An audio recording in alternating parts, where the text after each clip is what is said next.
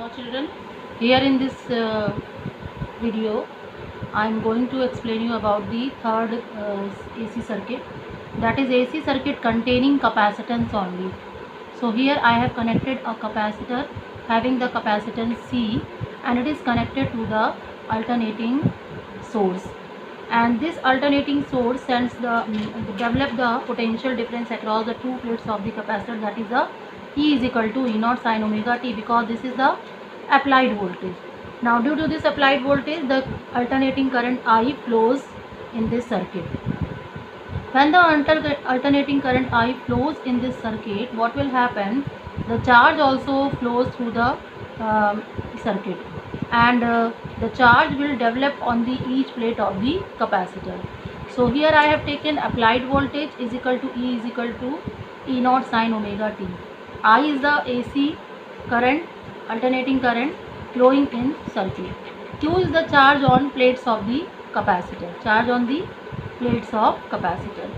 Now what will happen, since this is the alternating current, so it always reverses its direction after half cycle. So accordingly the capacitor is alternatively charged and discharged as the current I reverses each half cycle. तो ये जो capacitor है वो एक half में charge होगा, दूसरे half में डिस्चार्ज होगा, और इस तरीके से जब एसी की साइकिल रिपीट होगी तो फिर से ये चार्ज होगा और फिर डिस्चार्ज होगा. Now if we suppose at any instant t, V is the potential difference develop across the plates of the capacitor. जब चार्ज फ्लो करेगा इन दोनों प्लेट्स के बीच में, जब चार्ज आ जाएगा तो इसके बीच में क्या डेवलप होगा? Potential difference. क्योंकि ये अल्टरनेटिंग सोर्स भी इस प्लेट से कनेक्टेड है और जो डेवलप हुआ पोटेंशियल डिफरेंस वो इन दोनों प्लेट्स के बीच का था, दैट इज़ V. तो eight any instant V is equal to Q by C. This is the formula which we have got from the capacitor chapter. So at every instant t, V must be equal to E. जो applied voltage था वो इस potential difference जो plates के बीच में आया charge के flow होने से उसके इक्वल हो जाएगा. ठीक है, क्योंकि यही प्लेट्स के बीच का भी पोटेंशियल है और ये दोनों प्लेट्स से ये E भी कनेक्ट, ये E is equal to E not sine omega T, alternating current source भी आपका कनेक्टेड है. So at any instant V must be equal to E. So V is equal to Q upon C and that will be equal to E is equal to E not sine omega T. Okay, now from here take the cross multiplication, this cross multiplication. So Q is equal to C E naught sin omega t. Now we have to find out the expression of the current. Okay, instantaneous value of the alternating current. So we have supposed that I is the instantaneous value of the current. That is why we have taken the expression I is equal to dq over dt. Substitute the value of Q from here in this expression. So when you have substituted d is equal to d over dt C E naught sin omega t, now take the differentiation. Since C and E naught both are constant, so they will be taken out from the integration. Okay, so C I is equal to C E naught, it is taken out from the integration. Now sin omega t differentiation will give you the value cos omega t omega. Why? Because we have a formula d over dx sin ax. D over dx sin ax will give you a cos ax. So similarly sin omega t will give you omega cos omega t. So that's why we have written here. So what we have concluded? We have concluded that the expression of I comes in the cos wave form, because you have got the expression of cos. So that is why I will be in the form of the cos curve. Okay. Now here we have got omega into C E naught.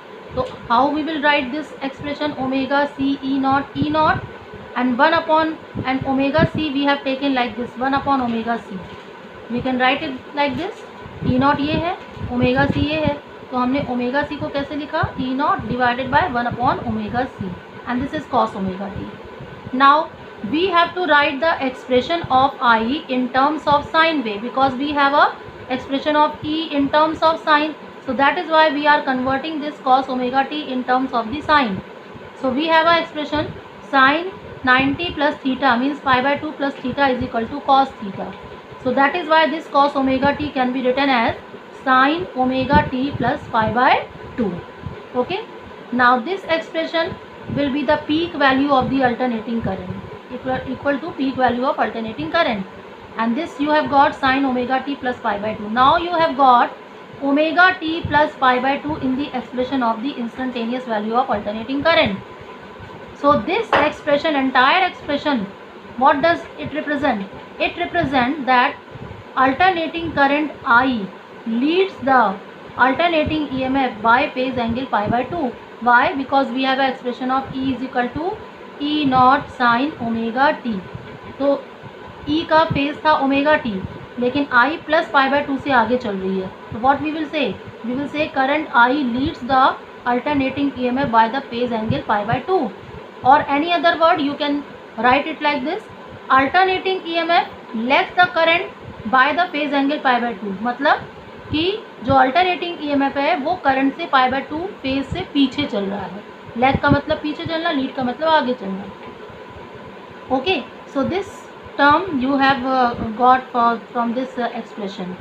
Now after that, since we know that current is equal to EMF upon resistance, okay, so you have written this like this, E naught upon 1 upon omega t. तो आपने जो I naught को लिखा वो क्या लिखा, E naught 1 upon omega c. इसका मतलब ये क्या चीज़ है, ये है एक resistance. I naught is equal to E naught upon 1 upon omega c. इसका मतलब ये क्या है, रेजिस्टेंस है, तभी तो ये I के फॉर्म में कन्वर्ट हुआ. And this 1 upon omega C is the resistance of this circuit, but it is known as XC. What is the meaning of XC? This is called the capacitive reactance of the circuit. तो इस circuit की जो resistance होगी उसको हम resistance नहीं बोलेंगे, उसको हम बोलेंगे reactance. And XC represent that it is a capacitive reactance. Okay, so XC is equal to 1 upon omega C. Omega is equal to 2 pi f. We know that, so this expression can be written as 1 upon 2 pi FC. Okay, so this term you have got. Now if we want to draw the graph between the XC and the F, कि अगर alternating source की जो frequency अगर वो change होती है, ठीक है, तो उसी के according XC का ग्राफ कैसे आएगा, F इंक्रीज करेगा तो XC डिक्रीज करेगा, तो graph will be like this. So this is a graph between the XC and F. Now we are moving on to the next, that is the graphical representation, and this is the phasor diagram. This is phasor diagram. Okay, now see graphical representation. इसमें आपने देखा कि ये जो solid curve है वो represent कर रहा है अल्टरनेटिंग EMF को, और I जो है वो डॉटेड वाले ग्रीन कर्व से रिप्रेजेंटेड है. अब मैंने I की वैल्यू को कम दिखाया, E की वैल्यू को ज़्यादा दिखाया, because I is the ratio of E by R. तो हमेशा वो E से कम ही होगा. Okay, so that is why what you are observing, जो E है वो 0 से स्टार्ट हुआ क्योंकि वो साइन वेव की फॉर्म में था, तो वो 0 से स्टार्ट हुआ, 0 फेज से स्टार्ट हुआ. लेकिन जो I है वो आपका कितने फेज से स्टार्ट हुई, मैक्सिमम से स्टार्ट हो रही है, क्योंकि वो कॉस की फॉर्म में आई थी. यहाँ पे देखिए, ये कॉस की फॉर्म में आई थी ना यहाँ पे, तो ये कॉस की फॉर्म में यहाँ से स्टार्ट हुई. Okay, now at this phase E becomes maximum but I becomes 0. Now at this phase E becomes 0 but I becomes maximum, and here E is 0 but I is maximum. Okay, like this. And again at 2 pi I becomes maximum and E becomes 0. तो इसका मतलब क्या हुआ, current हमारी जो है वो कहाँ से स्टार्ट चल रही है, यहाँ से स्टार्ट होगी, यहाँ से स्टार्ट होकर के चल रही है, और वो लीड कर रही है वोल्टेज को bye the phase angle pi by 2. जब भी अपोजिट फेजेस हमें दिखाई देते हैं, अपोजिट पोजीशंस हमें दिखाई देती हैं, तो इसका मतलब फेज डिफरेंस हमेशा कितना होगा, पाई बाय 2, क्योंकि पाई बाय 2 पर ही जो डायरेक्शन है वो रिवर्स होती है, तो इसीलिए उसका मैक्सिमम और ये मिनिमम, तो इसका मतलब फेज डिफरेंस कितना आया, पाई by 2. Now phasor diagram, this is the vector which represent E not, और इसका एक्स एक्सिस से जो एंगल हुआ वो कितना हुआ, ओमेगा टी, क्योंकि एक्सप्रेशन जो E का है वो E is equal to E not sine omega t है. तो ओमेगा टी एक्स एक्सिस से इसका फेज हुआ, क्योंकि रोटेशन कैसे चल रहा है, इस तरीके से चल रहा है. अब आप देखिए व्हाट इज़ दिस, अब I का जो एक्सप्रेशन आया था वो I is equal to I nought sine omega t plus pi by 2 था, यानी ओमेगा टी में पाई बाय 2 और ऐड हुआ, तो इन दोनों के E नॉट और I नॉट के बीच का फेज डिफरेंस है कितना, वो पाई बाय 2 आया है. E और I के बीच का फेज डिफरेंस पाई बाय 2 आया, तो E और I के बीच में कितना एंगल आया, पाई बाय 2, ये पाई बाय 2 है. ओके, तो आई का जो फेज आया पूरा एक्स एक्सिस से वो कितना होगा, omega t plus pi by 2. So this is omega t plus pi by 2 for the I with the x axis. अब यहाँ से जब आप परपेंडिकुलर डालेंगे इस एक्सिस पे, तो ये जो वैल्यू होगी this will give you the instantaneous value of the alternating EMF, ये वाली. और जब आई नॉट वाले वेक्टर से परपेंडिकुलर डालेंगे वर्टिकल एक्सिस पे, तो ये जो वैल्यू आएगी that is representation of the instantaneous value of alternating current. So this is the phasor diagram of the capacitive circuit, AC circuit having capacitance.